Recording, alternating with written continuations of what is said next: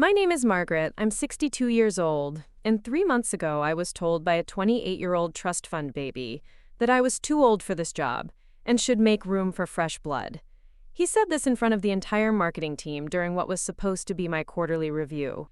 The room went silent. 23 people watched as this kid, who'd never worked a real day in his life, tried to push me toward the door.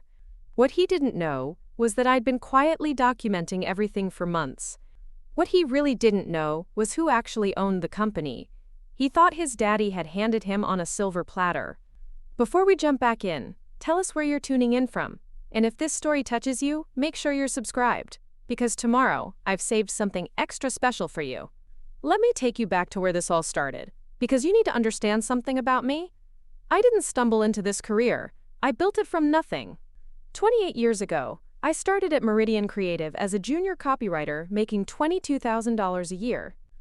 I was a single mother with a 6-year-old daughter, living in a studio apartment above a laundromat, eating ramen noodles 4 nights a week so I could afford decent clothes for work. I wasn't looking for sympathy or handouts, I was looking for opportunity. The company was different then. Small, scrappy, run by a man named Thomas Brennan who believed in merit over politics. He saw something in my work that others missed. While other agencies were churning out generic campaigns, I was creating stories that made people stop and pay attention. My first major campaign for a local restaurant chain increased their sales by 40% in 6 months. Thomas promoted me to senior copywriter within 2 years. I worked nights, weekends, holidays. When other employees complained about difficult clients, I volunteered to take them on. When budgets were tight and we couldn't afford freelancers, I learned graphic design, social media management, even basic web development. I didn't do it for recognition. I did it because I believed in what we were building. By year 5, I was creative director. By year 10, I was bringing in 60% of our new business. By year 15, Thomas started talking about succession planning and retirement. He'd never married, had no children, and often joked that Meridian was his only legacy. He started asking me about my vision for the company's future, what changes I'd make, how I'd grow the business. Those weren't casual conversations. They were interviews. When Thomas passed away suddenly from a heart attack 3 years ago, I expected the transition discussions we'd been having to continue with his estate lawyers. Instead, I got a phone call from someone claiming to be his nephew, Brennan, saying he'd inherited the company and would be taking over immediately. I'd never heard Thomas mention a nephew. In all our years of working together, all our late nights planning and strategizing, he'd never once brought up any family. Derek arrived like a hurricane. 28 years old, fresh from an MBA program he'd clearly coasted through, wearing suits that cost more than most people's monthly rent. He had that particular brand of confidence that comes from never having to prove yourself, never having to earn anything, never having to wonder if you're good enough. He looked at our established processes and declared them outdated. He looked at our loyal client relationships and called them complacent. He looked at me and saw a relic. The changes started immediately. Derek hired his college friends for senior positions, brought in expensive consultants to fix problems that didn't exist, and began pushing out long-time employees who he claimed lacked, quote, innovative thinking. He spoke in buzzwords and corporate jargon, talking about disruption and pivoting and leveraging synergies. But underneath all that business school vocabulary, I could see what was really happening. He was systematically removing anyone who might question his authority or remember how things used to work. I watched colleagues with decades of experience get squeezed out through impossible deadlines, constantly changing job requirements, and performance reviews that seemed designed to justify predetermined decisions. Sarah from accounting, who'd been with the company for 15 years and knew every client's payment history by heart, was suddenly told her skills were obsolete because she wasn't proficient in a software program that Derek had just decided to implement. Marcus from operations, who'd built relationships with our vendors and saved us thousands in production costs, was criticized for being, quote, too set in his ways when he questioned why we were switching to more expensive suppliers. Each dismissal followed the same pattern.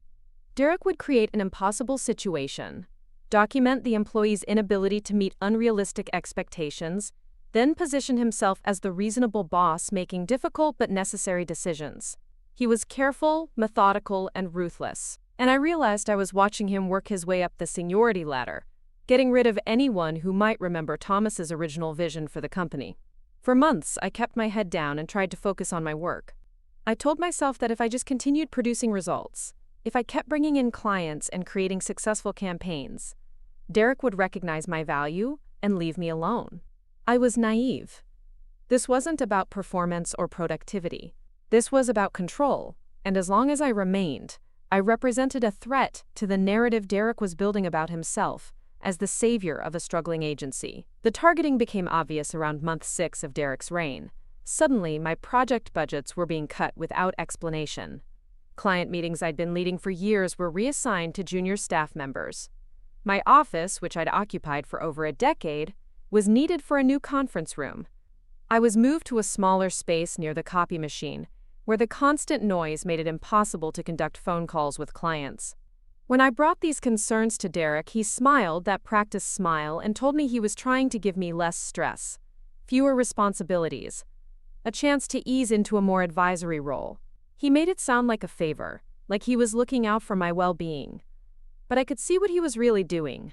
He was creating a paper trail that would show me becoming less engaged, less productive, less essential to the company's operations. The final straw came during that quarterly review meeting. Derek had called the entire marketing team together, ostensibly to discuss upcoming campaigns and budget allocations. But it quickly became clear that this was something else entirely. He spent the first 20 minutes talking about the need for fresh perspectives and innovative thinking.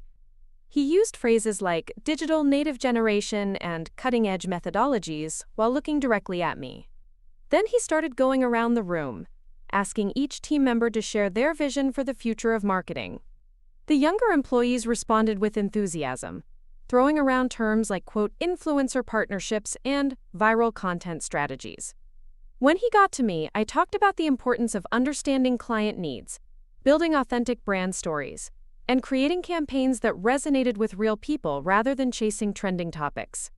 Derek listened with that same practiced smile, nodding occasionally, but I could see the dismissal in his eyes. When I finished, he leaned back in his chair and said, "That's exactly the kind of outdated thinking that's holding us back. Margaret, I appreciate everything you've contributed over the years, but maybe it's time to consider whether you're still the right fit for where we're going." The room went completely silent. 23 people stared at their laptops, their notebooks, anywhere but at me. I felt my face flush, not from embarrassment, but from anger. 30 years of building this company, of creating the very foundation that allowed Derek to sit in that chair, and he was dismissing me like I was some intern who'd made a mistake. But I didn't explode, I didn't defend myself or argue or make a scene, I simply... Preparing and narrating this story took us a lot of time. So if you are enjoying it, subscribe to our channel. It means a lot to us. Now, back to the story. Said, "I think there might be some things about this company's history that you're not aware of." Derek laughed, actually laughed, and said, "Margaret, I think I know my own family's business better than you do. You're too old for this job, and honestly, it's time for you to make room for fresh blood." That's when I knew. This wasn't going to end with a quiet resignation or a graceful transition into retirement. Derek had declared war, and he had no idea who he was fighting. I left that meeting and went straight to my car. I sat in the parking lot for 20 minutes, not moving, just thinking. Then I pulled out my phone and made a call I'd been putting off for 3 years. I called Patricia Morrison, the lawyer who'd handled Thomas's estate. I told her I needed to see the complete probate records, the will, the trust documents, everything related to Derek's inheritance of Meridian Creative. Patricia's voice was careful when she responded. "Margaret, there are some things about that transition that I think you should understand. Can you come in tomorrow morning?" That night, I couldn't sleep.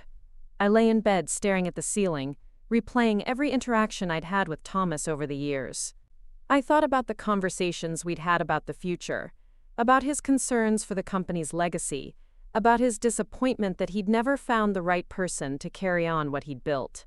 I thought about how many times he'd said that Meridian Creative was more than just a business to him, it was his life's work, and he wanted to make sure it ended up in the right hands. I also thought about Derek, about how he'd appeared so suddenly after the funeral, how he'd seemed to know exactly what legal steps to take to assume control. I thought about how confidently he'd dismissed everyone's questions about the transition, how he'd acted like any discussion of Thomas's previous plans was irrelevant sentimentality. The next morning, I arrived at Patricia's office 30 minutes early. She was a woman in her 50s, someone who'd built her practice on estate planning and business transitions. She had that calm, professional demeanor that comes from handling family disputes and corporate succession battles. But when she looked at me across her conference table, I could see something else in her expression. Concern, maybe even anger. "Margaret," she said, "I'm going to show you some documents that I should have shared with you 3 years ago." At the time, I was following specific legal instructions, but I've been uncomfortable with the situation ever since. She slid a folder across the table. Inside were copies of Thomas's will, trust documents, and several other legal papers I didn't immediately recognize. As I read through them, my understanding of everything that had happened began to shift. Thomas had indeed left the majority control of Meridian Creative to Thomas Brennan. But there were conditions, very specific conditions, that apparently hadn't been disclosed during the transition. Derek's inheritance was contingent on maintaining the company's existing culture, retaining key employees for a minimum of 5 years, and demonstrating growth that didn't compromise the agency's creative integrity. More importantly, there was a clause I'd never known existed. Thomas had established a trust that granted me 15% ownership in the company, along with veto power over major strategic decisions and the right to buy out Derek's share if certain conditions were met. The conditions included documented evidence of mismanagement, violation of the inheritance terms, or systematic removal of key personnel without just cause. I stared at the documents, reading the clauses over and over. "Patricia, why wasn't I told about this when Thomas died?" Her expression was uncomfortable. Derek's lawyers argued that the ownership transfer should be kept confidential until the probationary period was complete. They said it would be disruptive to operations if employees knew about the conditions.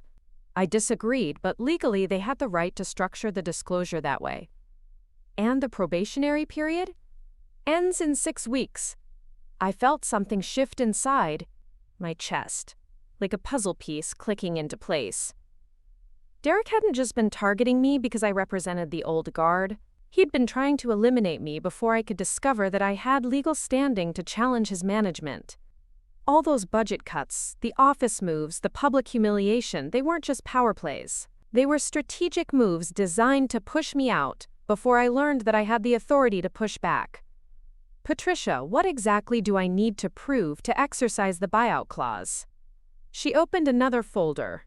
Documentation of systematic mismanagement, evidence of violating the retention requirements, or proof that the company's creative integrity has been compromised. Thomas was very specific about what he considered grounds for removal.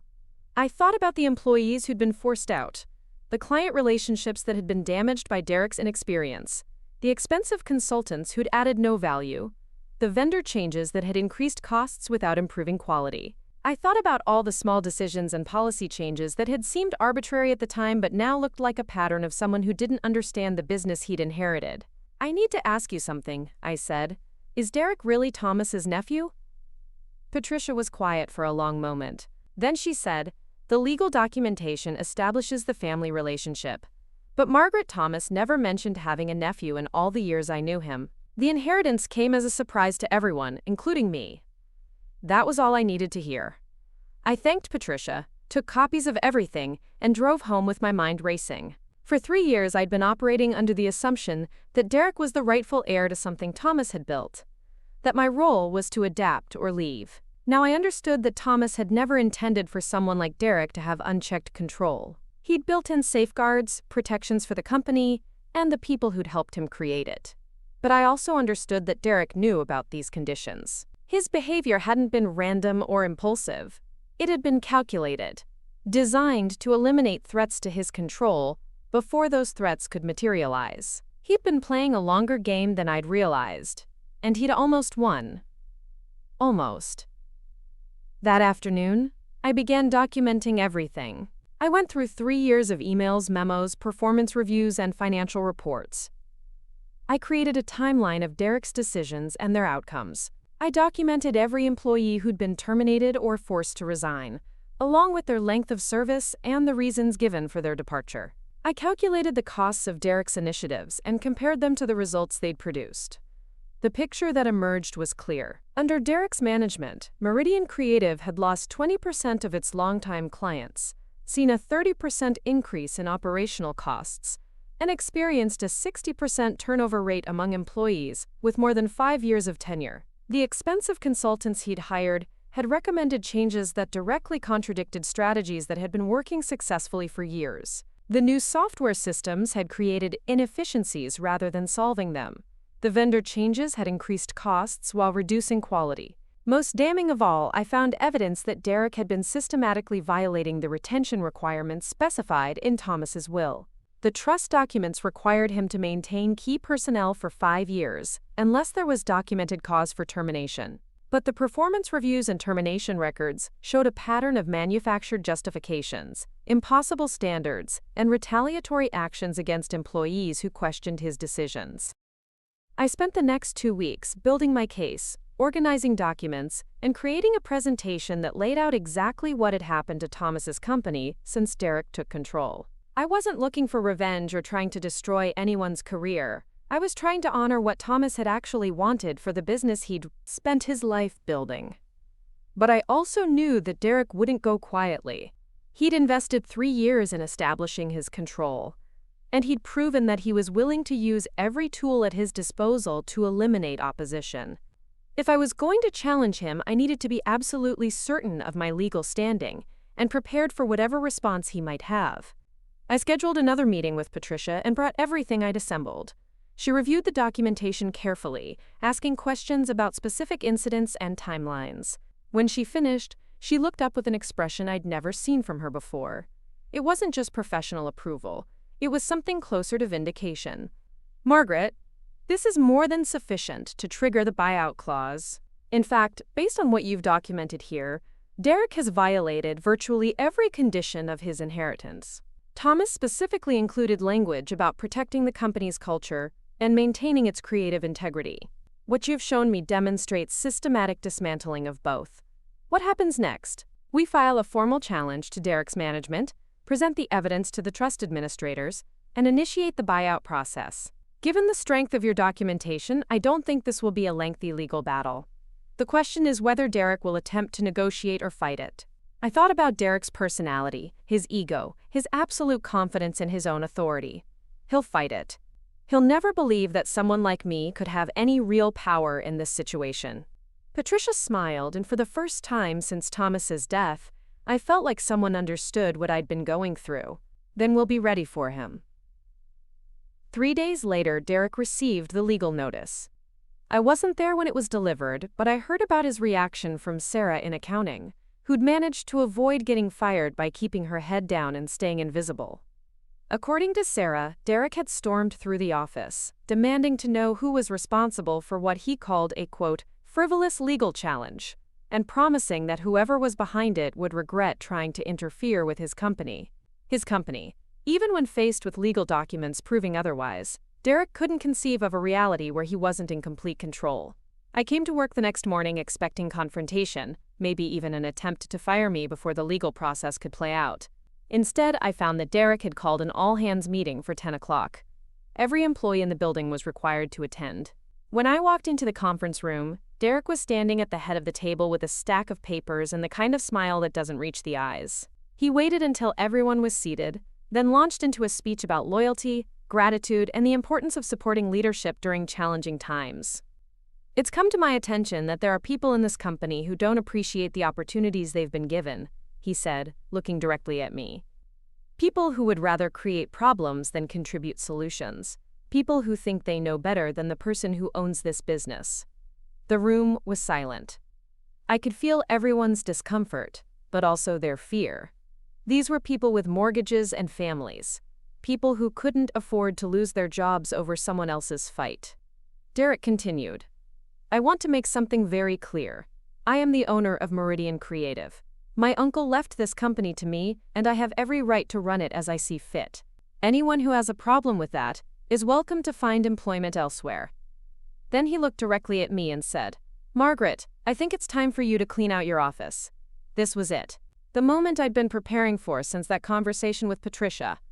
I stood up slowly, feeling every pair of eyes in the room watching me. Derek's smile widened, thinking he'd won. "Derek," I said, my voice steady and clear, "I think there are some things about your inheritance that you need to understand." I reached into my bag and pulled out a copy of the trust documents Patricia had given me. "According to your uncle's will, you were given control of this company with very specific conditions. Conditions that you've been violating for the past 3 years." Derek's smile faltered slightly, but he recovered quickly. "I don't know what kind of fake documents you think you have, but these aren't fake documents. These are copies of the legal papers filed with the probate court when you inherited the company. The same papers that establish my 15% ownership and my authority to challenge your management when you violate the terms of your inheritance." The room went completely silent. Derek's face had gone pale, but his voice was still aggressive when he said, "That's impossible. I own this company outright." "No, Derek, you don't. Your uncle was very careful about protecting the business he'd built. He included safeguards to ensure that whoever inherited control would respect the company's values and maintain its standards. You've violated virtually every one of those conditions." I pulled out my documentation and placed it on the table. "You've terminated or forced out 60% of the key personnel Thomas wanted retained. You've increased operational costs by 30% while losing 20% of our longtime clients. You've dismantled the culture and creative processes that made this company successful." Derek was staring at the papers like they might explode. "Even if that's true, even if there are some conditions I wasn't aware of, you can't just—" "Actually, I can, and I am. As of this morning, I've initiated the buyout process specified in Thomas's trust. Within 60 days, I'll own controlling interest in Meridian Creative." The silence stretched for what felt like minutes. Then Derek's anger finally erupted. "You can't do this! I've put 3 years of my life into this company. I've invested my own money, my own time. You've spent 3 years dismantling what took 30 years to build. And the money you invested? That came from the profits generated by the employees you've been pushing out and the client relationships you've been destroying." Derek looked around the room, maybe hoping for support, maybe just trying to find someone who looked as shocked as he felt. But the other employees were staring at their hands, their notebooks, anywhere but at him. I think some of them were trying not to smile. "This isn't over," Derek said finally. "I'll fight this in court. I'll prove that you're just a disgruntled employee trying to steal what doesn't belong to you."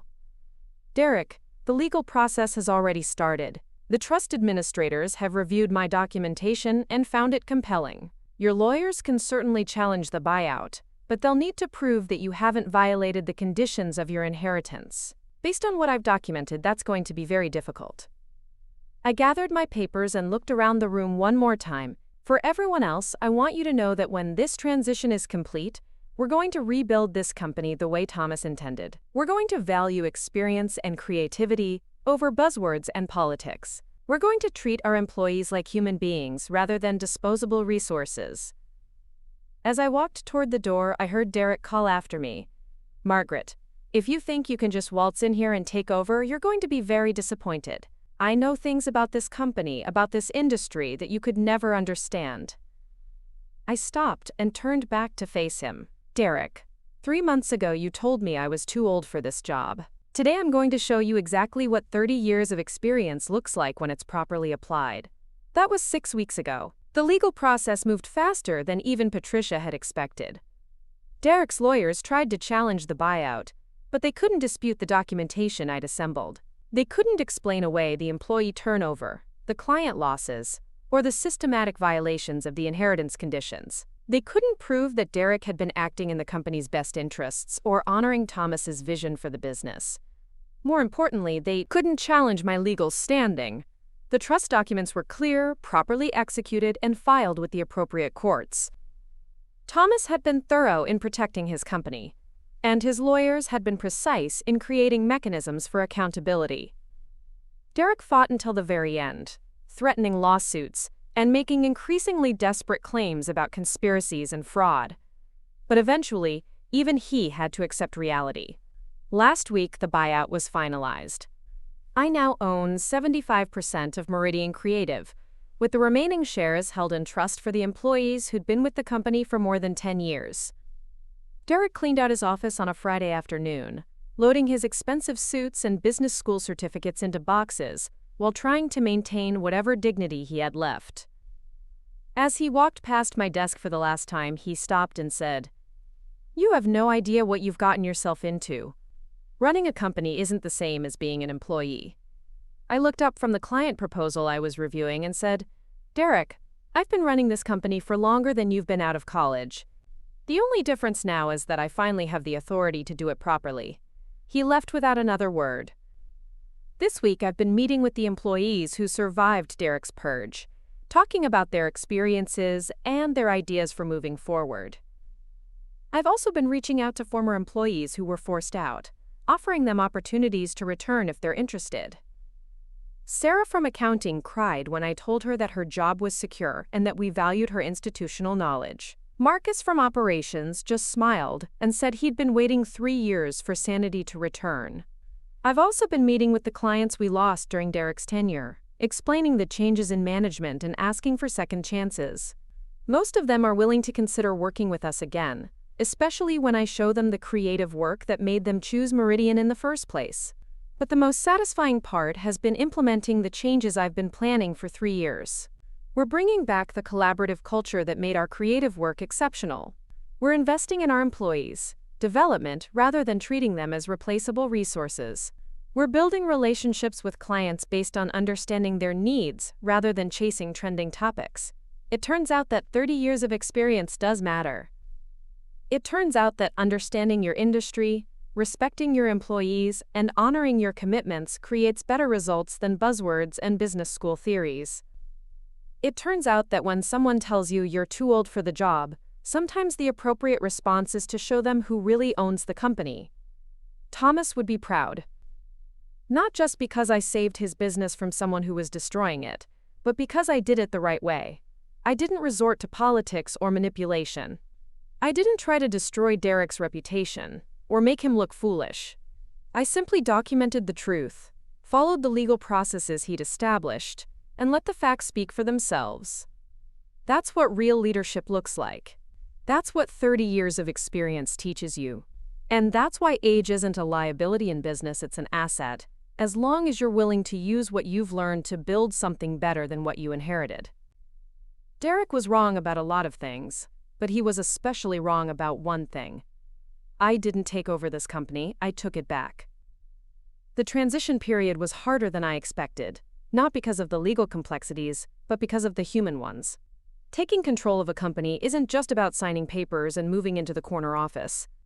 It's about earning trust that's been systematically destroyed, rebuilding confidence that's been shattered, and proving that change is possible when everyone has learned to expect disappointment. My first week as majority owner, I spent most of my time just listening.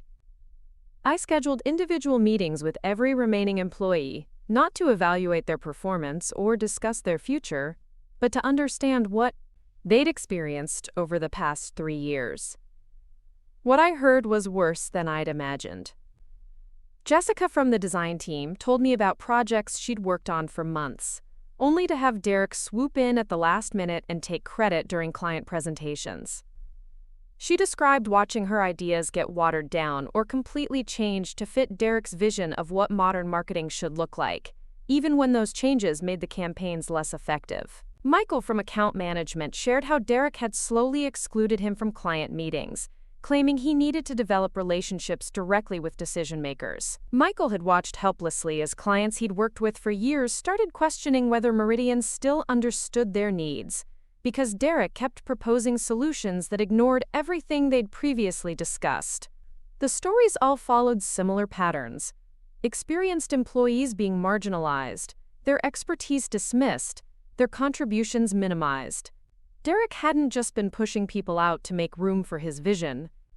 He'd been systematically undermining the confidence and morale of everyone who stayed, creating an environment where people stopped taking initiative because they'd learned that any success would be claimed by someone else and any failure would be blamed on them.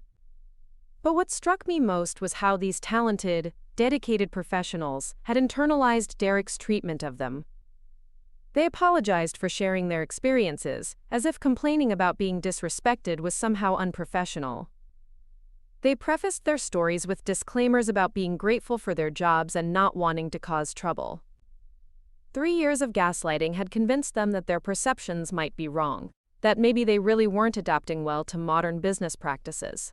I realized that regaining legal control was only the first step. The real challenge would be helping these people remember who they were before Derek spent 3 years telling them they weren't good enough. The client situation was equally complex.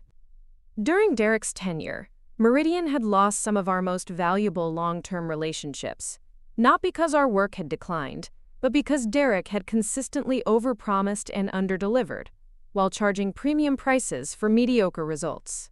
He'd convinced himself that confidence and aggressive pricing were substitutes for competence and proven track records. I started reaching out to former clients, beginning with Amanda Richardson from Coastal Retailers, a regional chain we'd worked with for 8 years before Derek managed to alienate them completely. Amanda had been one of my favorite clients to work with because she understood that effective marketing required patience, consistency, and deep understanding of customer behavior. When I called her, there was a long pause after I introduced myself. "Margaret, I thought you'd left Meridian years ago." "We stopped hearing from you entirely after Derek took over. I was still there, but I wasn't being included in client communications anymore. I recently regained control of the company, and I wanted to reach out personally to apologize for how things ended between us." Another pause. "What do you mean, regained control?" I explained the situation as diplomatically as possible, focusing on the ownership transition rather than Derek's specific failures. Amanda listened without interrupting, and when I finished, she said, "That explains a lot. We were so confused about what happened to Meridian. Your team used to understand our brand better than we did. Then suddenly we were working with people who seemed to think our 20-year history was irrelevant, and our customer base needed to be completely reimagined. Would you be willing to meet for coffee? I'd love to hear your perspective on what went wrong and explore whether there might be opportunities to work together again." We met the following week at a small cafe downtown, the same place where we used to brainstorm campaign ideas when face-to-face collaboration was more important than formal presentations. Amanda had brought a folder containing every piece of marketing material Derek's team had produced for Coastal Retailers over the past 2 years. "I kept all of this," she said, spreading the materials across our table, "because I couldn't figure out why it felt so wrong. Look at this." She showed me a series of advertisements that were technically well-designed and professionally executed, but completely disconnected from everything that had made Coastal Retailers successful. Derek's team had focused on trendy visuals and clever taglines while ignoring the practical, value-focused messaging that resonated with Coastal's customer base. "Your old campaigns made our customers feel smart for choosing us," Amanda explained. "These made them feel like we thought they weren't sophisticated enough for our brand. Our sales dropped 15% in the first 6 months after we started using this approach." I studied the materials, seeing Derek's influence in every decision. He'd taken a brand that had built its reputation on reliability and accessibility and tried to reposition it as aspirational and exclusive. It was exactly the kind of mistake someone makes when they prioritize perception over performance, when they assume that what works for luxury brands will work for everyone. "Amanda, if we were to work together again, what would you want to see changed?" She pulled out her phone and showed me Coastal's current marketing materials, produced by the agency they'd switched to after leaving Meridian. They were simpler, more direct, clearly focused on value and customer service. They looked like something our team would have created 5 years ago. "We want to go back to what worked," she said. "We want marketing that talks to our actual customers instead of trying to impress people who would never shop with us anyway. We want a team that understands that not every business needs to be disruptive or innovative. Sometimes, you just need to be reliable and honest and good at what you do." By the end of our conversation, Amanda had agreed to give Meridian another chance.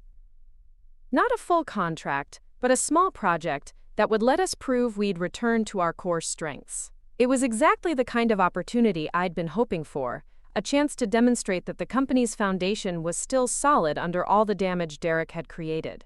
Over the next month, I had similar conversations with 6 other former clients. Some were skeptical, others were cautious, but most were willing to consider working with us again if we could prove that the problems they'd experienced were truly behind us. What surprised me was how many of them had continued to follow Meridian's work, hoping we'd eventually return to the approach that had originally attracted them. The project for coastal retailers became a test case for everything I was trying to rebuild. I assigned it to Jessica and Michael, the 2 employees who'd been most marginalized under Derek's management. Instead of micromanaging their work or second-guessing their decisions, I gave them complete creative control and told them to approach the project the way we would have 5 years ago. The difference was immediate. Jessica's designs were confident and purposeful, focused on communicating clear messages rather than showcasing trendy techniques. Michael's strategy was built around understanding Coastal's actual customer behavior rather than trying to change it. Together, they created a campaign that felt like the natural evolution of our previous work for the client. Familiar but fresh, professional but approachable. When we presented the campaign to Amanda, her reaction was everything I'd hoped for. "This is exactly what we've been missing," she said. "You've taken everything we loved about working with Meridian and made it better. How quickly can we move forward with implementation?" That project became the foundation for rebuilding our reputation. Amanda was so pleased with the results that she recommended us to 2 other companies in her network. Those clients led to others, and within 3 months, we had more new business inquiries than we'd seen in the previous 2 years combined. But the real transformation was happening inside the company. As our employees saw their work being valued and their expertise being respected, their confidence returned. Jessica started proposing creative concepts that pushed boundaries while staying true to client needs. Michael began developing strategic frameworks that other team members could adapt for their own projects. The collaborative energy that had made Meridian special was slowly coming back. I also made some structural changes that Derek would have considered wasteful or old-fashioned. I reinstated the monthly team meetings where everyone could share their current projects and get feedback from colleagues. I brought back the annual client appreciation events that Derek had eliminated as unnecessary expenses. I started a professional development fund that would pay for employees to attend conferences, take courses, or pursue certifications that would benefit both their careers and our capabilities. Most importantly, I established clear policies about credit and recognition. Every project would have documented attribution for creative concepts, strategic insights, and implementation work. Client presentations would include introductions of team members and explanations of their specific contributions. Performance reviews would be based on actual work quality and collaborative behavior, not on political maneuvering or personal relationships with management. These changes weren't revolutionary, but they created an environment where people felt safe to do their best work without worrying about whether they'd be recognized or blamed for the results. The difference in our output was remarkable. Campaigns became more thoughtful, more targeted, more effective. Client relationships became stronger and more collaborative. Team dynamics became supportive rather than competitive. 6 months after taking control, I realized that we weren't just recovering from Derek's tenure. We were becoming better than we'd been before he arrived. The experience of nearly losing everything had clarified our values and priorities in ways that gradual evolution might never have achieved. But there were still challenges I hadn't anticipated.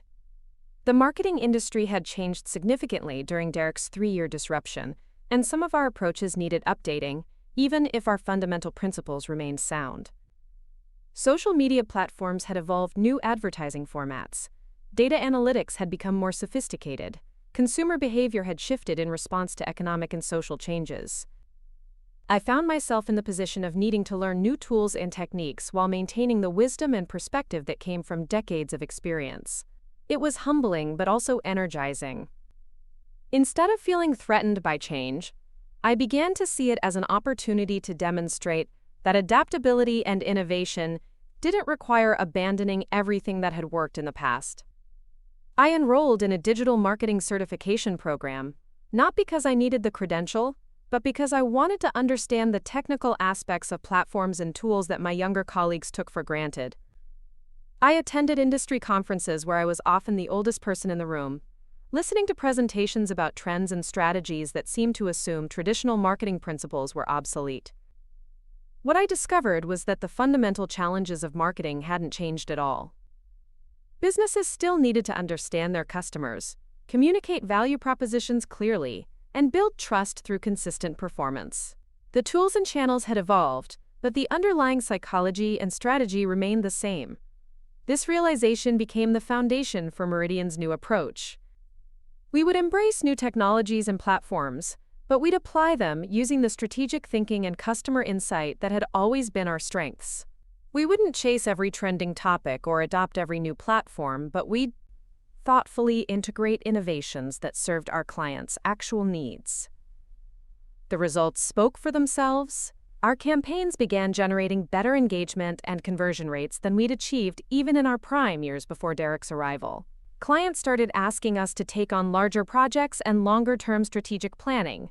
Industry publications began featuring our work as examples of how traditional agencies could successfully adapt to modern challenges. More personally, I found that my role in the company had evolved beyond what I'd originally envisioned.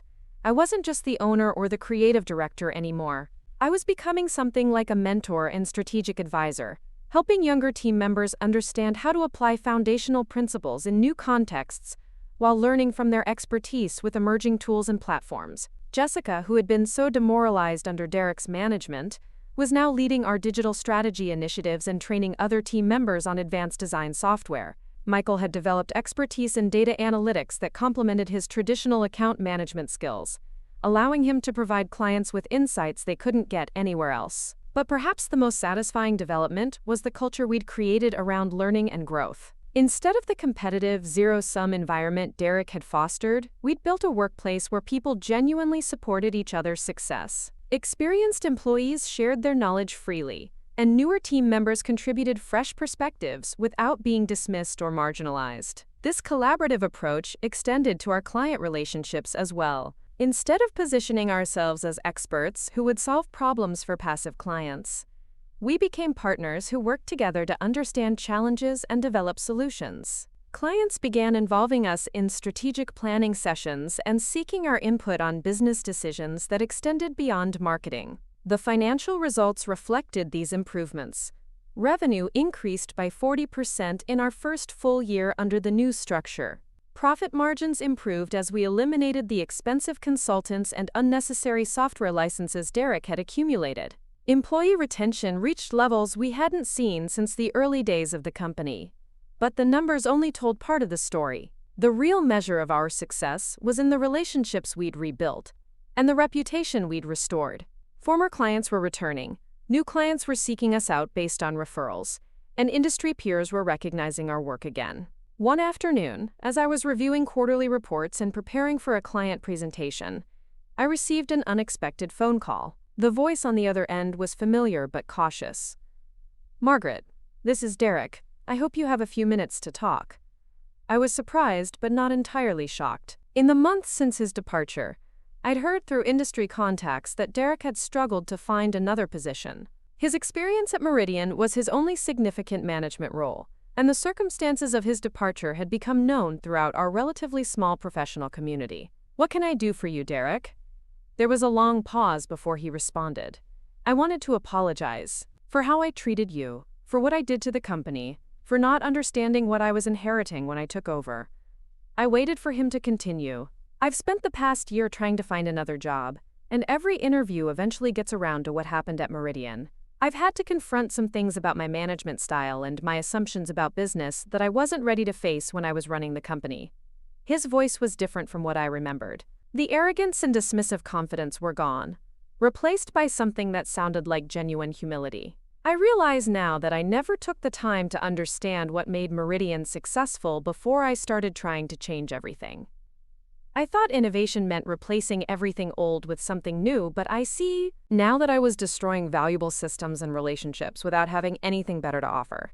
I found myself in the unexpected position of feeling sympathy for someone who had caused me so much pain and frustration. Derek's failures hadn't been entirely malicious. They'd been the result of inexperience, arrogance, and a fundamental misunderstanding of what leadership actually required. "I appreciate you calling, Derek. That couldn't have been easy." "Margaret, I have a favor to ask, and I understand if the answer is no. I'm interviewing for a position with a smaller agency. And they're looking for references from people who worked with me at Meridian. I know I don't deserve a positive reference, but I was hoping you might be willing to speak with them about what I learned from my mistakes. It was an extraordinary request. Derek was asking me to help him move forward professionally after he'd tried to destroy my career. But as I thought about it, I realized that his willingness to acknowledge his failures and learn from them was exactly the kind of growth that should be encouraged. Send me the contact information. I can't give you a glowing recommendation, but I can speak honestly about your experience at Meridian and your apparent willingness to learn from what went wrong. Thank you. I know I don't deserve your help, but I'm grateful for it. After we hung up, I sat in my office thinking about how much had changed since that humiliating day when Derek had told me I was too old for my job. He'd been wrong about almost everything, but his challenge had forced me to discover strengths and resources I might never have accessed otherwise. The irony wasn't lost on me. Derek's attempt to push me out had ultimately led to my gaining control of the company and transforming it into something better than it had ever been. His failure had become the catalyst for my greatest professional success. But more than that, the experience had taught me something valuable about resilience and adaptation. Age wasn't the liability Derek had assumed it was. Experience wasn't the burden he'd tried to make it seem. Knowledge and wisdom didn't become obsolete just because new tools and techniques emerged. What mattered was the willingness to continue learning, to adapt without abandoning core principles, and to apply hard-earned wisdom to new challenges. Those weren't qualities that diminished with age. If anything, they became more valuable as the complexity of business and life increased. As I prepared to leave the office that evening, I looked around at the space Derek had once dismissed as outdated and inefficient. The same desks and conference rooms now housed a thriving creative team. The same systems and processes he'd tried to replace were supporting better work than we'd ever produced. The same experienced employees he'd marginalized were now leading industry innovation. Nothing had really changed except the leadership and the culture. But those changes had transformed everything else. Tomorrow, I would attend the industry conference where Meridian was being recognized for our campaign work with coastal retailers. I would accept the award on behalf of our entire team, making sure that Jessica and Michael received the individual recognition they deserved. I would participate in a panel discussion about adapting traditional agencies for modern challenges, sharing what we'd learned about balancing innovation with proven principles. At 62, I was busier and more energized than I'd been in years. The company I'd helped build, nearly lost, and fought to reclaim was thriving under my leadership. The team I'd assembled was producing their best work. The clients we served were seeing real results from our efforts. Derek had been right about one thing. Fresh blood was important for any organization. But he'd misunderstood what that actually meant. Fresh blood wasn't about replacing experience with inexperience. It was about bringing new energy and perspectives to established foundations. It was about combining innovation with wisdom, technology with strategy, ambition with judgment. Most importantly, it was about recognizing that the most valuable resource any company has isn't its equipment or its systems or its market position. It's the knowledge, relationships, and institutional memory carried by the people who've dedicated their careers to building something meaningful. Those people aren't obstacles to progress. They're the foundation that makes real progress possible. And anyone who doesn't understand that distinction isn't ready to lead anything, regardless of their age. The industry conference was unlike any professional event I'd attended in decades. Walking into the convention center, I felt a mixture of anticipation and nervousness that reminded me of my first client presentation 30 years ago. But this time, I wasn't the underdog trying to prove herself worthy of a seat at the table. I was being recognized as someone who had something valuable to teach. The awards ceremony was scheduled for the second day, but I'd arrived early to attend the workshops and networking sessions that I'd missed during the years when Derek had excluded me from professional development opportunities.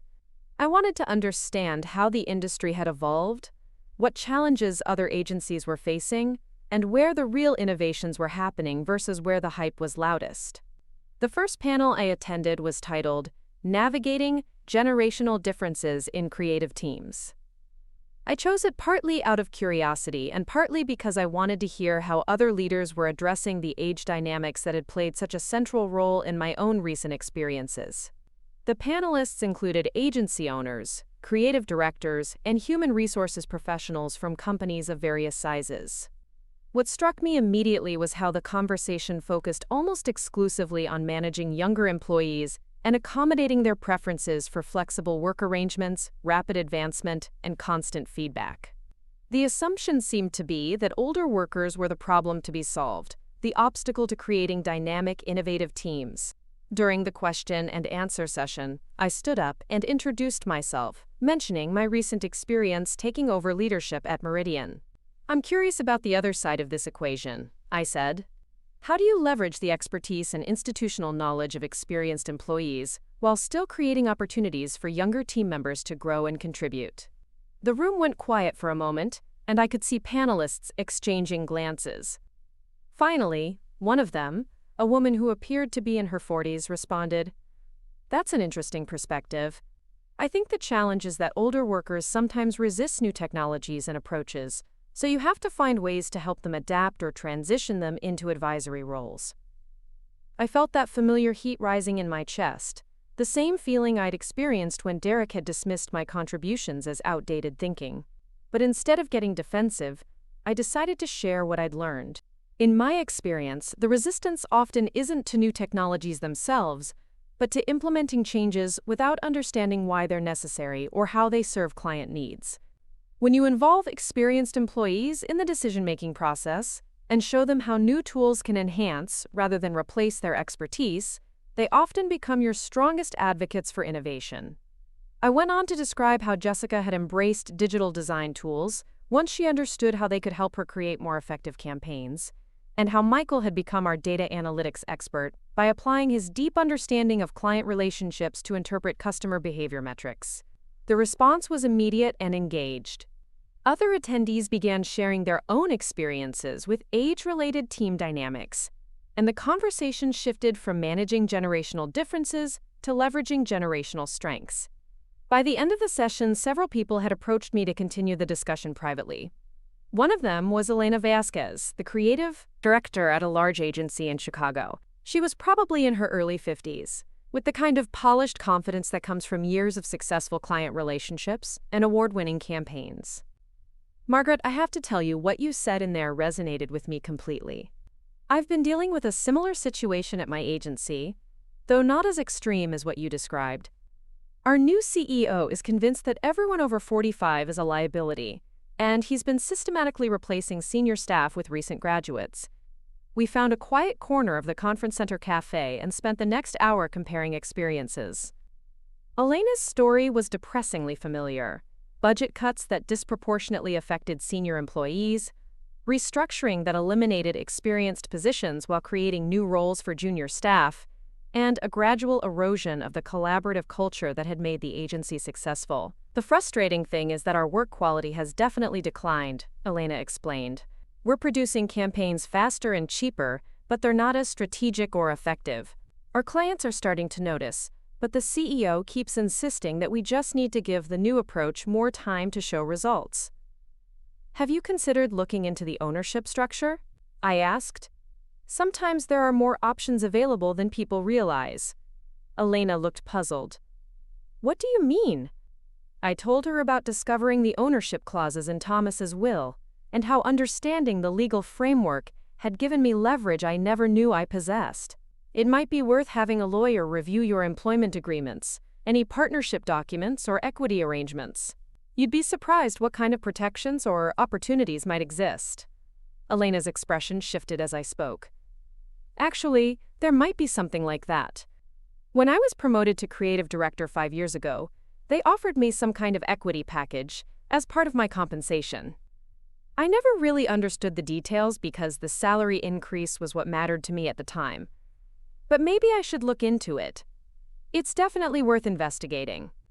Even if there aren't ownership implications, employment agreements often include protections against discriminatory practices or requirements for documentation before termination. Knowledge is power, especially when you're dealing with people who assume you don't understand your rights. Our conversation was interrupted by an announcement that the award ceremony was beginning. As we walked toward the main ballroom, Elena said, "Margaret, would you be willing to speak at our agency sometime?" I think our senior staff would benefit from hearing your story, and honestly, I think some of our younger employees would too. They might not realize what they could learn from the people they're being encouraged to see as obstacles. The award ceremony was more emotional than I'd expected. When they called Meridian's name for the Strategic Marketing Excellence Award, I felt a surge of pride that had nothing to do with personal recognition and everything to do with vindication for my team and approach. As I walked to the podium, I thought about all the people who had contributed to this moment. Jessica and Michael, who had channeled their frustration into creative excellence. Amanda Richardson, who had given us a second chance. Even Derek, whose failures had ultimately clarified our strengths. My acceptance speech was brief but pointed. I thanked the team at Meridian for their dedication and creativity, acknowledged our clients for their trust and collaboration, and made a specific point about the value of combining experience with innovation. This award belongs to everyone who believes that wisdom and innovation aren't competing forces, but complementary strengths, I said. The best work happens when we honor what we've learned while remaining open to what we still need to discover. The applause was enthusiastic, but what mattered more were the conversations that followed. Throughout the rest of the conference, people approached me to discuss their own experiences with age discrimination, organizational change, and the challenges of maintaining quality while adapting to new market conditions. A pattern emerged from these conversations. Many agencies and companies were struggling with the same fundamental tension: how to innovate and evolve without losing the expertise and relationships that had made them successful. The problem wasn't that older workers couldn't adapt to change. The problem was that younger leaders often didn't understand the value of what they were replacing. On the flight home, I found myself thinking about Elena's request and the broader implications of what I'd experienced.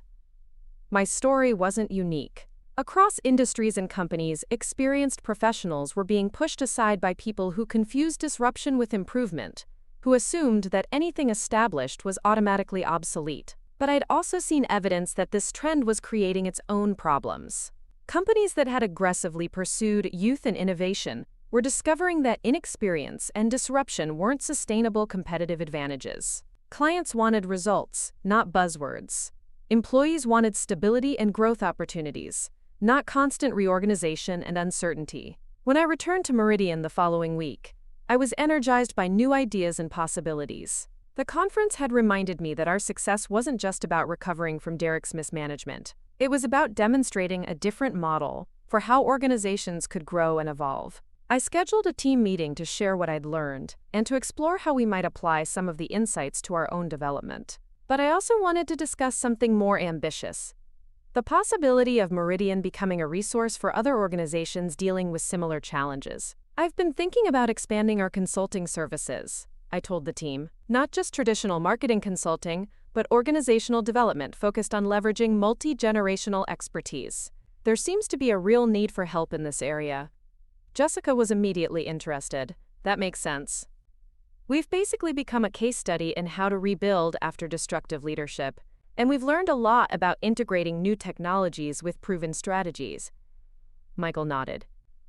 I've had clients ask me about our turnaround, not just from a marketing perspective, but from a management perspective. They want to know how we went from losing clients and employees to winning awards and expanding. Over the next several weeks, we developed a framework for what we started calling Wisdom Integration Consulting. The concept was based on our experience at Meridian, but broadened to address the systemic issues we'd observed throughout the industry. The core principle was that sustainable innovation required building on existing strengths rather than replacing them wholesale. Organizations needed to identify what was working, understand why it was working, and then thoughtfully integrate new approaches that enhanced rather than eliminated those foundations. This wasn't a revolutionary concept, but it was countercultural in an environment where disruption and transformation had become ends in themselves rather than means to improvement. We were proposing a more nuanced approach that required patience, analysis, and respect for institutional knowledge. Our first opportunity to test this framework came sooner than expected. Elena called 2 weeks after the conference to formally request a consultation. Her agency, Crawford & Associates, was facing exactly the kind of challenges we'd experienced under Derek: declining client satisfaction, increased employee turnover, and a disconnect between leadership's vision and practical results. I traveled to Chicago with Jessica and Michael to conduct a comprehensive assessment. What we found was both familiar and heartbreaking. Crawford & Associates had been a respected mid-size agency for over 20 years, known for thoughtful strategic work and strong client relationships. But under their new CEO, they'd transformed into a chaotic environment where trends took precedence over results, and innovation was measured by how dramatically it departed from previous approaches. The senior staff we interviewed were demoralized and defensive, expecting us to recommend further changes that would marginalize their contributions. The junior staff were overwhelmed and anxious, trying to implement strategies they didn't fully understand while being told that questioning leadership decisions demonstrated resistance to change. Elena had been caught in the middle, trying to maintain creative standards while accommodating directives that often contradicted her professional judgment. Her equity stake in the company was smaller than my ownership of Meridian, but it was sufficient to give her some leverage if she chose to exercise it. The question is whether you want to fight for control or find a way to influence change from within. I told her during our private conversation. Both approaches have risks and benefits, but they require very different strategies. Elena was thoughtful. I don't think I have the appetite for a full confrontation like you went through. But I also can't continue watching this place destroy itself. Is there a middle path?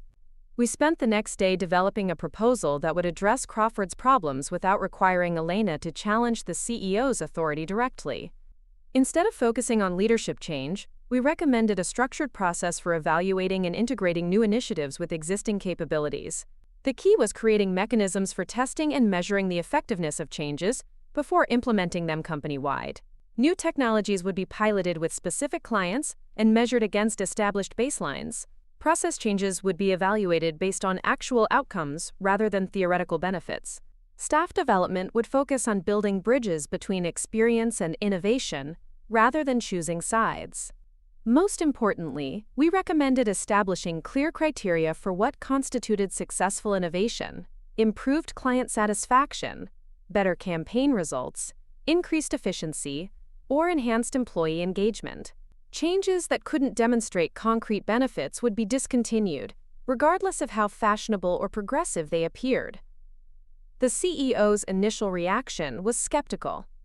He'd brought us in expecting validation for his transformation agenda, not recommendations for more cautious, incremental change. But the business case was compelling. Crawford's performance metrics had declined significantly since implementing his new approach, and several major clients had expressed concerns about the agency's direction. What you're proposing sounds like slowing down progress to accommodate people who are resistant to change, he said during our presentation.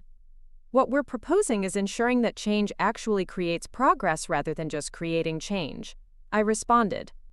Innovation without improvement is just expensive disruption. The implementation process took 6 months, but the results were dramatic. By creating structured ways for senior and junior staff to collaborate on new initiatives, Crawford began producing work that combined creative freshness with strategic depth. Client satisfaction scores improved steadily as campaigns became more thoughtful and targeted. Employee retention stabilized as people felt their contributions were valued, regardless of their age or experience level. Most significantly, the agency's financial performance improved markedly. The combination of better client retention, more efficient project management, and reduced turnover costs had a substantial impact on profitability. The CEO, who had initially been reluctant to slow his transformation timeline, became an enthusiastic advocate for the measured approach once he saw the bottom-line results. Elena's role evolved during this process from creative director to something closer to internal consultant, helping other departments apply the integration principles to their own challenges. Her equity stake remained modest, but her influence within the organization grew significantly as colleagues recognized her ability to bridge different perspectives and find solutions that worked for everyone. The success at Crawford led to additional consulting opportunities. Word spread through industry networks about our approach to organizational development, and we began receiving inquiries from companies facing similar challenges in other sectors: financial services firms struggling with digital transformation, manufacturing companies trying to integrate younger engineers with experienced production managers, even healthcare organizations working to balance innovation with patient safety concerns. Each engagement taught us something new about the dynamics of generational collaboration and the challenges of sustainable change. While the specific issues varied by industry, the underlying patterns were remarkably consistent. Organizations that succeeded at innovation found ways to honor existing expertise while incorporating new perspectives, while those that struggled had typically tried to replace experience with novelty. One particularly memorable project involved a family-owned construction company where the founder's son had returned from business school with ambitious plans to modernize operations using technology and new management approaches. The resulting conflicts between traditional craftsmen and younger employees had created a toxic work environment that was affecting both quality and safety. Our intervention focused on identifying shared values and common goals, rather than trying to resolve philosophical differences about the best approaches to construction management. Once we established that everyone wanted to deliver high-quality projects safely and profitably, we could work on developing systems that leveraged both traditional expertise and modern tools. The breakthrough came when we paired experienced foremen with younger project managers, creating teams that combined practical knowledge with technological capabilities. The foremen gained access to project management software and communication tools that made their jobs easier, while the project managers learned about construction realities that weren't covered in their academic training. Within a year, the company was completing projects faster and with fewer safety incidents than ever before. Employee satisfaction surveys showed dramatic improvements across all age groups, and customer feedback reflected the enhanced quality and communication that resulted from better internal collaboration. These consulting experiences reinforced my growing conviction that the age-related tensions I'd experienced at Meridian weren't isolated incidents, but symptoms of broader cultural assumptions about work, value, and progress. The emphasis on youth and disruption in business culture was creating systematic waste of human resources and institutional knowledge. But I was also discovering that the solution wasn't to resist change or defend traditional approaches against all innovation. The answer was more sophisticated, developing organizational cultures that could integrate different types of expertise and different perspectives on problem solving. This realization led me to propose something ambitious to the Meridian team, creating a formal research initiative to document best practices for multi-generational collaboration and sustainable innovation. We would study organizations that had successfully navigated these challenges, identify common factors in their approaches, and develop resources that other companies could use to avoid the pitfalls we'd experienced. The timing was perfect.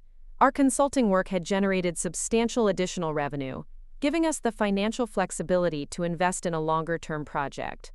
Our reputation in the industry had grown to the point where we could attract attention from academic researchers and industry associations interested in supporting this kind of work. Most importantly, we had developed a team with unique expertise in this area. Jessica had become skilled at training experienced professionals on new technologies and helping them understand how digital tools could enhance rather than replace their existing skills. Michael had developed frameworks for measuring the business impact of different collaboration approaches. I had gained credibility as someone who had successfully navigated age discrimination and organizational transformation. We formed partnerships with 2 business schools and a research institute focused on workplace demographics. The resulting study would track organizations over 3 years, comparing performance metrics between companies that emphasized generational integration versus those that pursued age-based restructuring. The research proposal was ambitious, but it addressed a critical business need. As baby boomers delayed retirement and Generation Z entered the workforce, organizations were dealing with unprecedented age diversity. The companies that learned to leverage this diversity would have significant competitive advantages over those that continued to view it as a problem to be managed. 6 months into the research project, we published our first preliminary findings in a Harvard Business Review article titled "The Innovation Advantage of Age Integration." The response was overwhelming. We received hundreds of emails from executives, managers, and employees, sharing their own experiences with generational workplace dynamics. Many of the stories were depressingly familiar.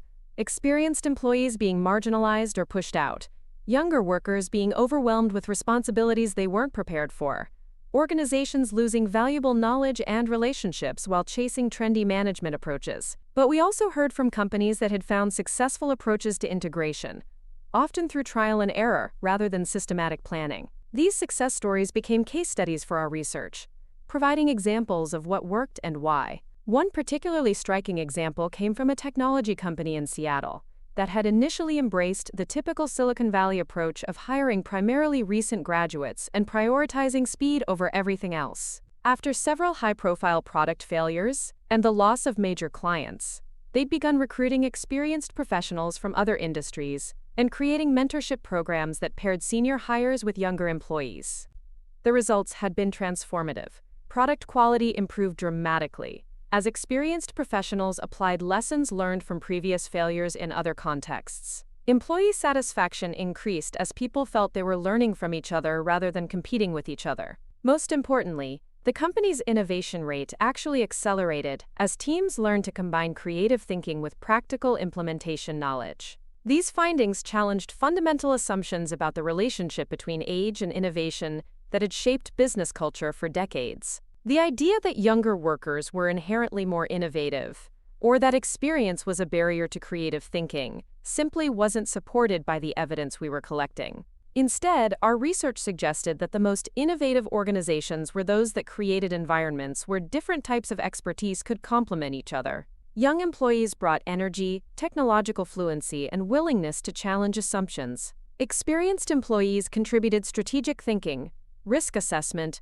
and knowledge of what had been tried before and why it had succeeded or failed. The magic happened when these different strengths were combined rather than positioned as competing alternatives. Teams that included both perspectives consistently outperformed homogeneous groups in both creative output and practical implementation.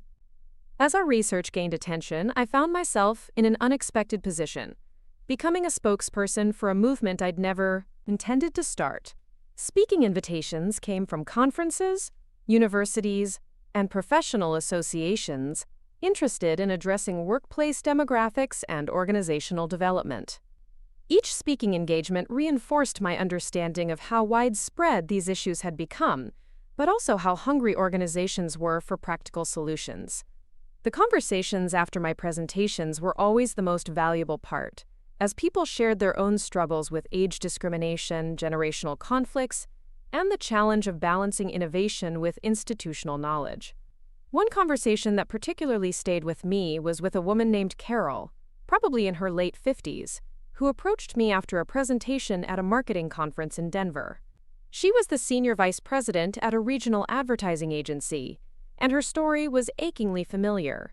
"Margaret, I've been at my company for 18 years, and I've never felt more invisible than I do right now," she said. "Our new creative director is maybe 32, and he's systematically excluding me from major projects. He doesn't say it's because of my age, but he talks constantly about needing fresh perspectives and contemporary thinking." We found a quiet spot to talk, and Carol shared details that could have come from my own experience under Derek's management. Creative concepts that were dismissed without consideration. Client relationships that were transferred to younger account managers. Performance evaluations that suddenly emphasized trendy skills over proven results. "The thing that makes me angriest is that I'm not opposed to change," Carol said. "I've been adapting to new technologies and approaches my entire career. But this feels different. It's like they've decided that everything I know is worthless because I learned it more than 5 years ago." I shared some of the strategies that had worked for me. Documenting everything, building alliances with colleagues who valued experience, focusing on measurable results rather than personal conflicts.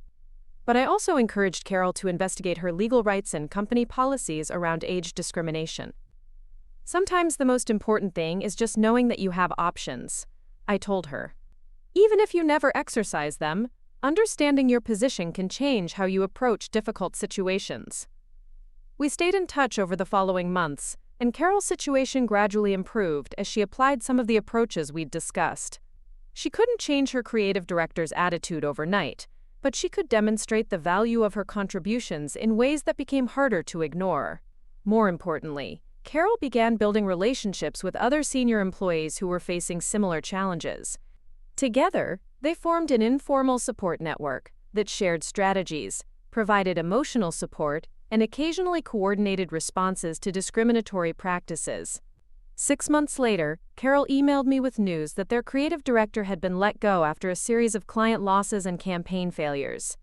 While she felt some satisfaction at his departure, she was more excited about the opportunity to help the agency rebuild its culture around mutual respect and collaborative innovation. "We're not going back to the way things were," she wrote. "We're building something better, something that values both experience and fresh thinking. It feels like we're finally focusing on what actually works, instead of what sounds impressive in meetings." Stories like Carol's reinforced my growing belief that the challenges I'd faced at Meridian were part of a larger cultural shift that was affecting organizations across industries. But they also convinced me that sustainable solutions required more than individual success stories. We needed systematic changes in how business culture approached age, experience, and innovation. This conviction led to the next phase of our research, developing training programs and organizational assessment tools that companies could use to evaluate and improve their own approaches to generational integration. Instead of just documenting problems and solutions, we wanted to create practical resources that could prevent discrimination and improve performance. The training program we developed focused on 3 core competencies: recognizing and valuing different types of expertise, creating collaborative processes that leveraged generational strengths, and measuring innovation based on results rather than novelty. The curriculum included case studies from our consulting work, practical exercises for building cross-generational teams, and assessment tools for identifying areas where organizations were underutilizing human resources.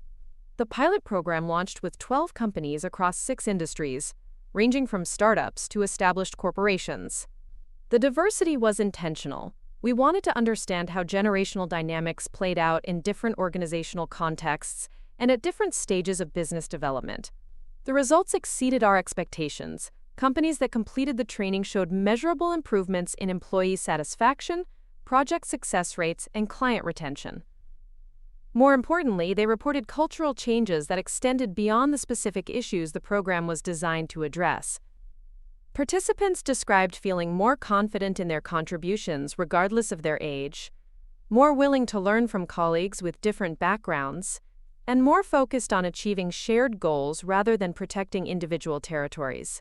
Managers reported being better equipped to leverage diverse teams and more effective at creating environments where different perspectives could complement each other. But perhaps the most significant outcome was the network of relationships that developed between participating organizations.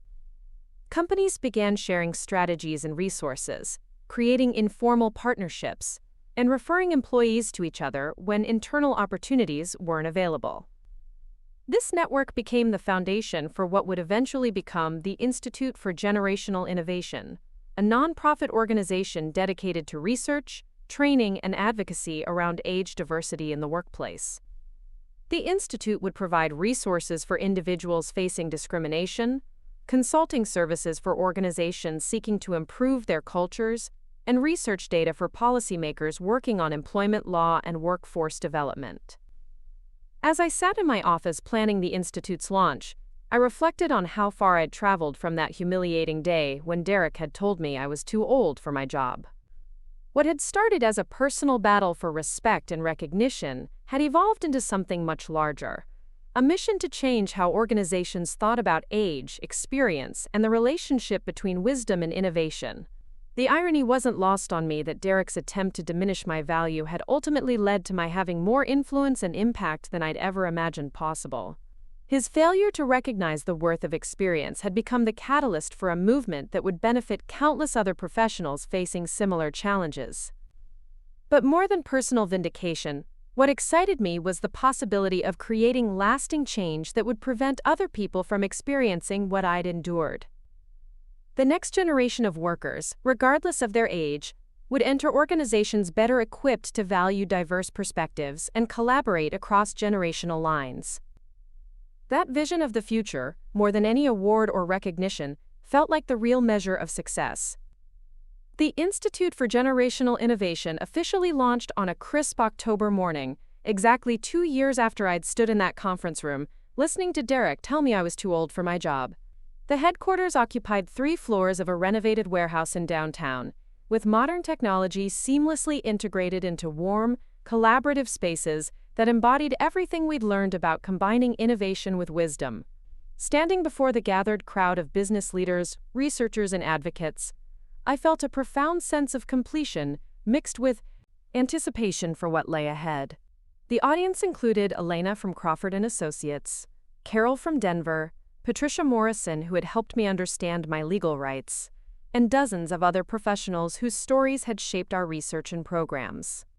But the person I was most excited to see was sitting in the third row, Dr. Amanda Chen, an organizational psychology professor from Stanford, who had joined our board after reading our Harvard Business Review article.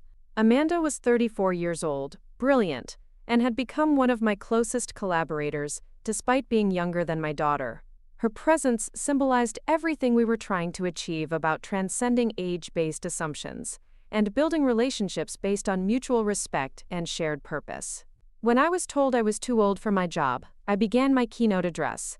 I thought I was facing a personal crisis that would define the end of my career. What I discovered instead was that my experience represented a systemic problem affecting millions of workers and thousands of organizations. Today, we're not just celebrating the launch of an institute.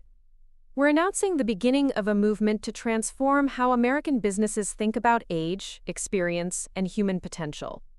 The research data we'd compiled over the past 18 months painted a stark picture of the cost of age discrimination. Companies that systematically marginalized experienced workers showed consistently lower performance metrics, reduced innovation rates, higher turnover costs, decreased client satisfaction, and increased legal risks. Meanwhile, organizations that successfully integrated multi-generational teams outperformed their peers across virtually every meaningful business measure, but the human cost was even more significant. Our surveys revealed that age discrimination was affecting worker confidence, career development, and financial security across all demographic groups. Young employees worried about becoming obsolete as they aged, middle-aged workers felt pressured to hide their experience, and older professionals were leaving the workforce prematurely rather than fighting discrimination.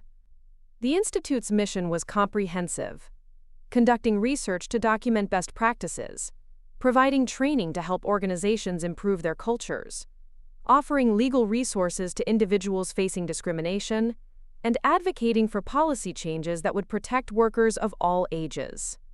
Our first major initiative was the Generational Intelligence Certification Program, a comprehensive training curriculum designed for managers, human resources professionals, and organizational leaders. The program combined academic research with practical strategies, teaching participants how to recognize their own age-related biases, leverage diverse perspectives in team settings, and create inclusive environments where people could contribute regardless of their career stage. The certification program drew from everything we'd learned through our consulting work, but expanded it into a systematic methodology that could be applied across industries and organizational contexts. Participants worked through case studies based on real situations, practiced facilitation techniques for cross-generational collaboration, and developed action plans for implementing changes in their own workplaces. Dr. Chen had been instrumental in developing the psychological framework underlying the curriculum. Her research on cognitive diversity and team performance provided the scientific foundation for our practical recommendations. Together, we'd identified 5 key competencies that distinguished leaders who successfully managed age-diverse teams: perspective recognition, bias awareness, strength integration, conflict resolution, and outcome measurement. The early response to the certification program exceeded our most optimistic projections. Within 6 months, we had trained over 2,000 professionals from more than 500 organizations. The feedback was consistently positive, with participants reporting increased confidence in managing diverse teams and improved understanding of how to leverage different types of expertise. More importantly, we began receiving data showing measurable improvements in workplace cultures where certified managers were implementing our approaches. Employee satisfaction scores increased across age groups, turnover rates decreased, and innovation metrics improved as teams learned to combine different perspectives more effectively. One particularly gratifying success story came from a technology startup in Austin that had been struggling with rapid employee turnover and inconsistent product quality.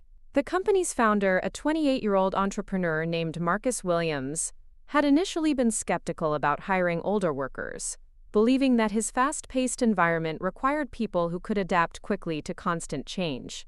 After completing our certification program, Marcus began recruiting experienced professionals from traditional industries and pairing them with his existing young workforce. The results were transformative. Product development cycles became more efficient as experienced team members helped identify potential problems before they became costly mistakes. Customer relationships improved as seasoned professionals applied their communication skills to client interactions. Most significantly, employee retention improved dramatically, as workers felt they were learning from each other rather than competing for survival. Marcus became one of our most effective advocates, speaking at industry conferences about how age diversity had become a competitive advantage for his company.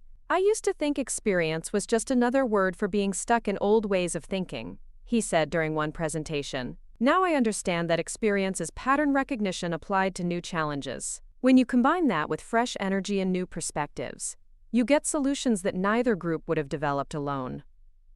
Stories like Marcus's helped us refine our messaging and expand our reach into industries that had been resistant to discussions about age diversity. The technology sector, in particular, had been challenging to penetrate due to its strong cultural emphasis on youth and disruption.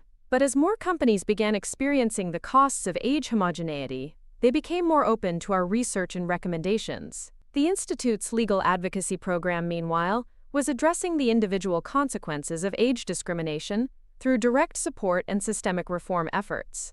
We partnered with employment law firms to provide resources for workers facing discrimination, developed guides for documenting workplace bias, and created networks for people seeking career transitions after experiencing age-related harassment. Patricia Morrison had joined our legal advisory board, bringing her expertise in employment law and business transitions to help shape our advocacy strategy.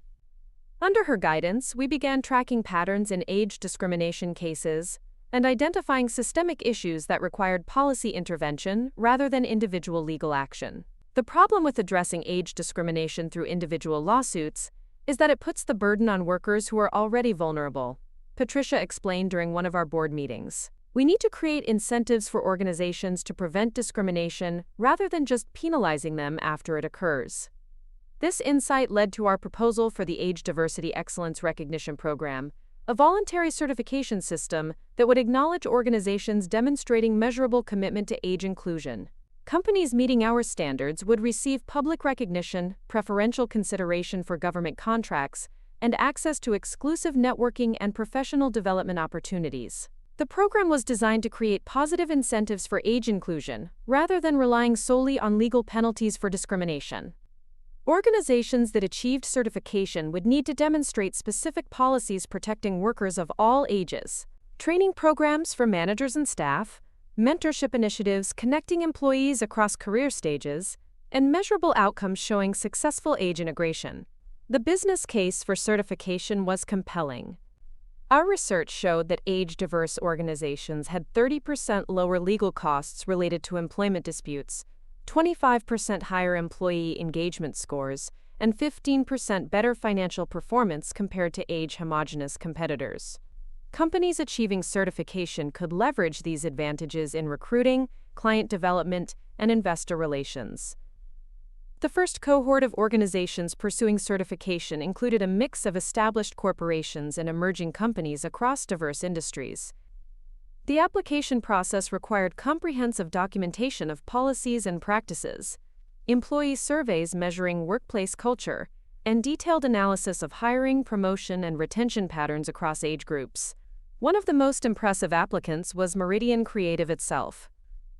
2 years after taking control of the company, we had transformed our workplace culture so completely that it served as a model for other organizations seeking certification. Our employee satisfaction scores were consistently high across all age groups, our retention rate had reached industry-leading levels, and our business performance continued to exceed expectations. But more than the metrics, what made me proud was the collaborative energy that had become our defining characteristic. Walking through our offices, You could see teams where 25-year-old graphic designers worked seamlessly with 55-year-old strategic planners, where recent graduates learned client management from industry veterans, and where experienced professionals embraced new technologies with enthusiasm rather than reluctance. Jessica, who had been so demoralized under Derek's management, was now leading our digital innovation team, while also mentoring junior employees in traditional design principles. Michael had become our director of strategic partnerships, using his deep understanding of client relationships to identify new business opportunities while incorporating data analytics approaches he'd learned from younger colleagues. The transformation wasn't just professional. These relationships had created genuine friendships and mutual respect that extended beyond work responsibilities. Team members regularly collaborated on projects outside their official roles, shared personal celebrations and challenges, and looked out for each other's career development regardless of age or experience level. This culture had become one of our strongest recruiting advantages. Talented professionals at all career stages sought us out specifically because they'd heard about our inclusive environment and collaborative approach. We were attracting the kind of employees who valued learning and growth over political maneuvering and competitive positioning. The Institute's research program, meanwhile, was generating insights that extended far beyond workplace dynamics. Our longitudinal studies were revealing connections between age diversity and innovation capacity, organizational resilience, and long-term financial performance that hadn't been documented before. Dr. Chen was leading a particularly fascinating study on cognitive complementarity in problem-solving teams. Her research was demonstrating that groups combining different types of thinking patterns consistently outperformed homogeneous teams, regardless of the specific age composition. The key factor wasn't having particular age groups represented, but ensuring that diverse approaches to analysis, creativity, and implementation were all included. What we're discovering is that age is often a proxy for different types of expertise and thinking styles, Amanda explained during one of our research presentations. Younger workers tend to approach problems with fewer preconceptions but less pattern recognition. Older workers bring extensive experience but may need encouragement to consider novel approaches. The most effective teams create environments where both perspectives can contribute to stronger solutions. This research was influencing how we structured our training programs and consultation services. Instead of focusing primarily on age-related issues, we began emphasizing cognitive diversity and thinking style integration.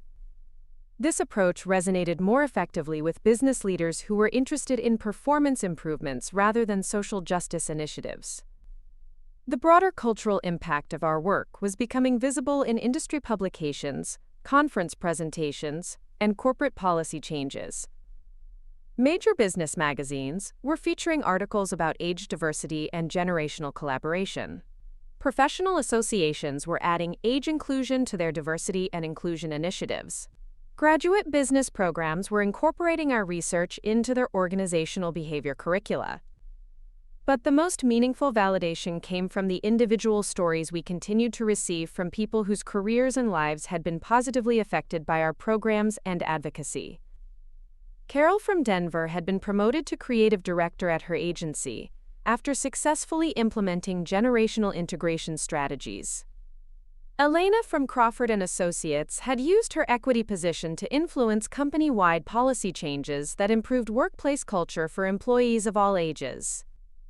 One particularly moving letter came from a man named Robert Shen, a 58-year-old engineer who had been laid off from his position at a manufacturing company after 30 years of service. He'd struggled for months to find new employment, facing consistent rejections that seemed to be based more on his age than his qualifications. "I had almost given up on finding meaningful work when I heard about your certification program through a friend," Robert wrote. "I completed the online modules and used the networking resources to connect with organizations that had demonstrated commitment to age diversity. Within 2 months, I found a position that not only values my experience but gives me opportunities to mentor younger engineers while learning new technologies myself." Robert's story represented hundreds of similar experiences from people who had used our resources to navigate age-related career challenges. The networking component of our programs had become particularly valuable. creating connections between job seekers and employers who were actively seeking age-diverse talent. The success of these individual placements led us to develop the Generational Talent Exchange, a specialized recruiting platform that connected experienced professionals with organizations seeking to improve their age diversity. Unlike traditional job boards that often screened out older applicants through automated filters, our platform highlighted the specific value that experienced workers could bring to different types of roles. The exchange used sophisticated matching algorithms that considered not just skills and experience, but also learning preferences, collaboration styles, and career goals.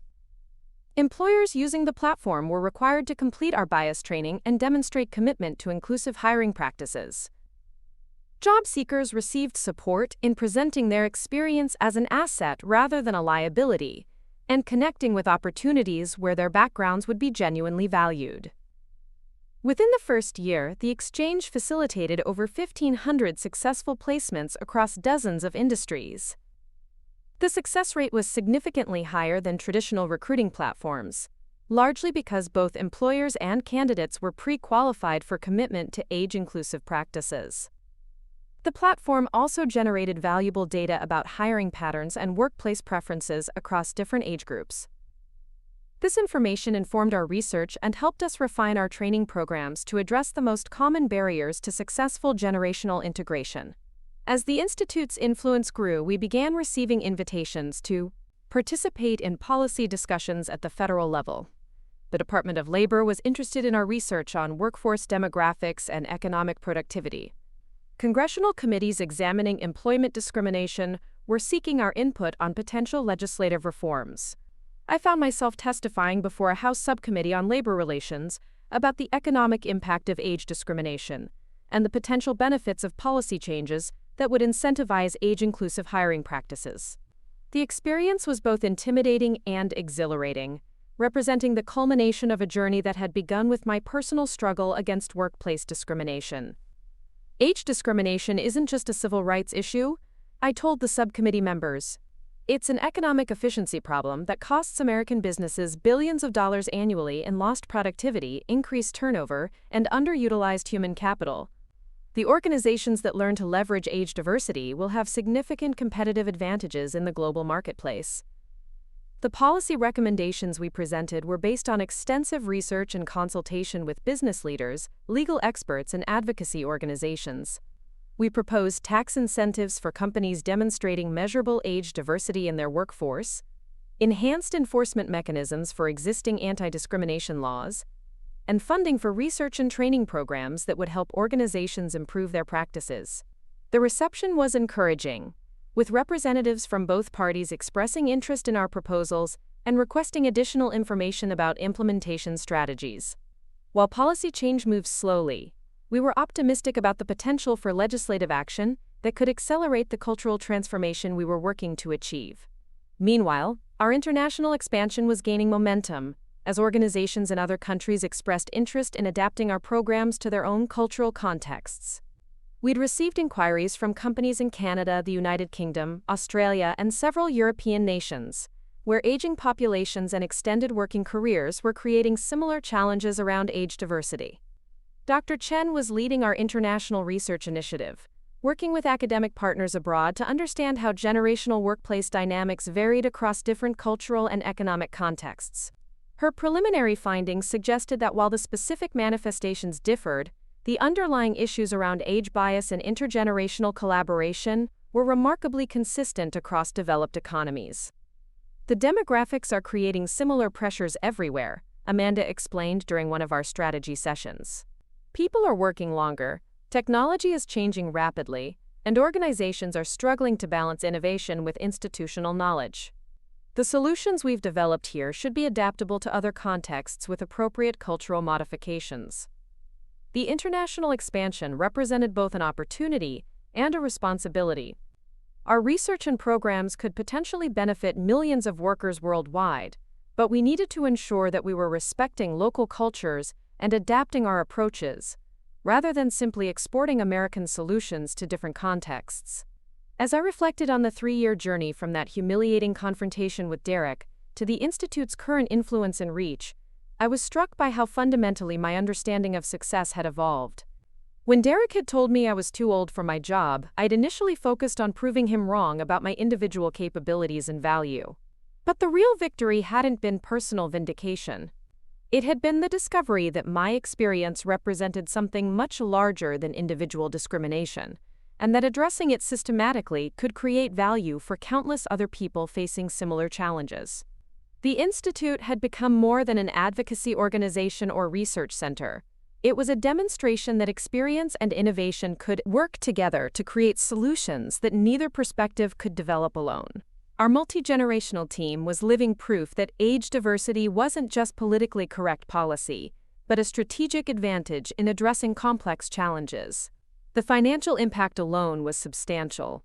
Our research estimated that American businesses were losing over $50 billion annually due to age-related discrimination and poor generational integration. The companies that had implemented our recommendations were seeing measurable improvements in productivity, retention, and innovation that translated directly to competitive advantages. But beyond the business case, what motivated me most was the human impact. Every email from someone who had found meaningful work after age-related job loss, every story about teams learning to collaborate across generational lines, every organization that had transformed its culture to value diverse perspectives, represented progress toward a more inclusive and effective working world. The Institute's fifth annual conference was scheduled for next month, with over 3,000 attendees expected from around the globe. The agenda included presentations on our latest research, case studies from organizations that had achieved significant cultural transformation, and workshops on emerging challenges related to age diversity and technological change. But the highlight for me would be the keynote presentation by Thomas Brennan. 6 months earlier, he had reached out to request an opportunity to speak about his experience and the lessons he'd learned from his failures at Meridian. After careful consideration and extensive discussion with our board, we decided to invite him to share his perspective on leadership, humility, and the importance of respecting institutional knowledge. Derek's journey since leaving Meridian had been difficult, but ultimately transformative. He'd struggled to find employment, faced the consequences of his management failures, and eventually accepted a lower-level position, where he'd been required to prove himself through performance rather than authority. The experience had fundamentally changed his understanding of leadership and his appreciation for the value of experience. "I want to talk about the cost of arrogance," Derek had told me during our planning conversation. "Not just the cost to the people I hurt, but the cost to the organizations and the missed opportunities for learning and growth. I think there's value in hearing from someone who got it completely wrong and had to learn the hard way." His willingness to publicly acknowledge his mistakes and share the lessons he'd learned represented exactly the kind of humility and growth mindset that we were trying to foster through our programs. While his presentation would undoubtedly be uncomfortable for him, it could provide powerful insights for other leaders who might be making similar assumptions about age and experience. The conference would also feature the announcement of our next major initiative, the Generational Innovation Labs, a network of research and development centers, where organizations could experiment with new approaches to age-inclusive team formation, collaborative problem-solving, and knowledge transfer between career stages.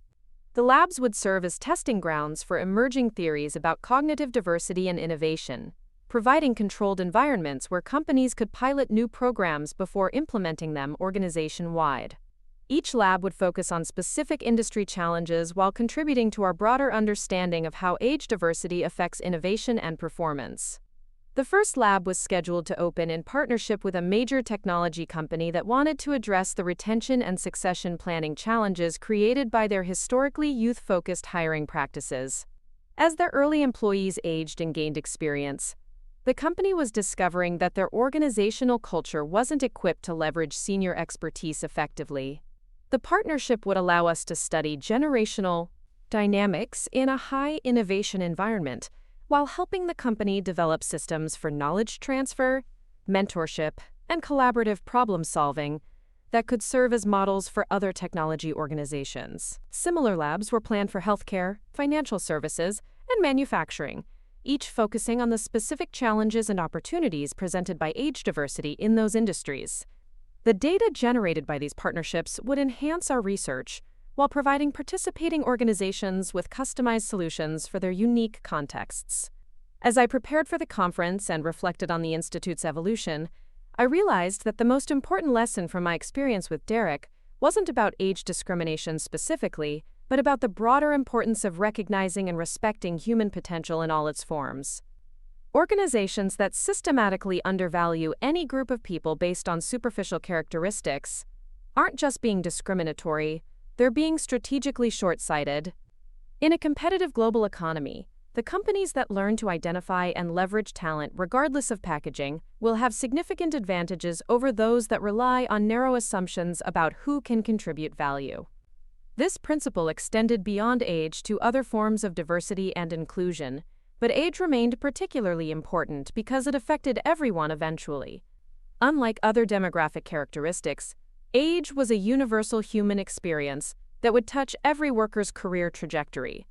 The workplace culture we were trying to create wasn't just better for older workers.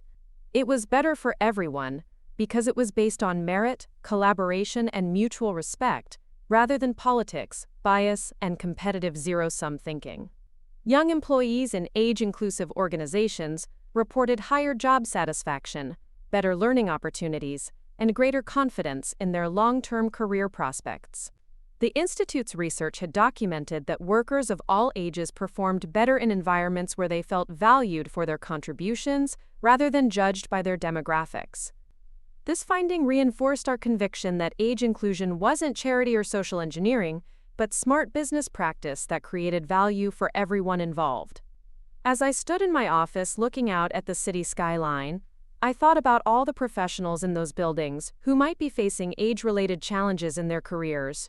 Some were probably experiencing the kind of discrimination I'd endured, others might be struggling with intergenerational team dynamics, and still others could be missing opportunities to learn from colleagues of different ages. The Institute's work was making a difference, but there was still enormous progress to be made. Cultural change happened slowly, and entrenched biases about age and work were particularly resistant to modification. But every organization that improved its practices, every manager who learned to leverage diverse perspectives, and every worker who found meaningful employment despite age barriers represented movement toward a more inclusive and effective business culture. The phone rang, interrupting my reflection. It was Amanda Chen calling with news about our latest research findings. Margaret, you're not going to believe what we're seeing in the longitudinal data. The organizations that completed our certification program 2 years ago are now showing innovation rates that are 35% higher than industry averages. We've found the smoking gun that proves age diversity drives innovation rather than hindering it. This was the kind of breakthrough that could accelerate our impact exponentially. Concrete evidence that age-inclusive practices improved business performance would make our arguments irresistible to profit-focused organizations that might otherwise dismiss diversity initiatives as costly social programs. How confident are we in the methodology? I asked. Very confident. We've controlled for industry effects, company size, market conditions, and every other variable we could identify. The correlation between our certification programs and improved innovation metrics is statistically significant and practically meaningful. Then let's make sure this research gets the attention it deserves. This could change everything. As I hung up the phone, I felt the same surge of energy and possibility that had sustained me through the darkest moments of my conflict with Derek. The work we were doing mattered not just for the people it helped directly, but for the broader transformation it was creating in how organizations thought about human potential and competitive advantage. Derek had been wrong about many things, but he'd been especially wrong about the relationship between age and innovation. Experience wasn't the enemy of progress. It was the foundation that made sustainable progress possible. And organizations that learned to combine experience with energy, wisdom with innovation, and respect with ambition would define the future of work in America and beyond. The Institute for Generational Innovation was no longer just an advocacy organization. It had become a catalyst for a fundamental shift in business culture, a shift that would benefit workers of all ages and create more effective, more humane, and more successful organizations for generations to come. Standing there in my office, looking ahead to the conference, the research announcements, and the continued expansion of our influence, I felt something I hadn't experienced since those early days at Meridian Creative under Thomas's leadership. The deep satisfaction of building something meaningful that would outlast my own career and create value for people I would never meet. Derek had told me I was too old for my job. Instead, I'd discovered that everything I'd learned over decades of work had prepared me for the most important job of my life. And I was just getting started. Up next, you've got 2 more standout stories right on your screen. If this one hit the mark, you won't want to pass these up. Just click and check them out.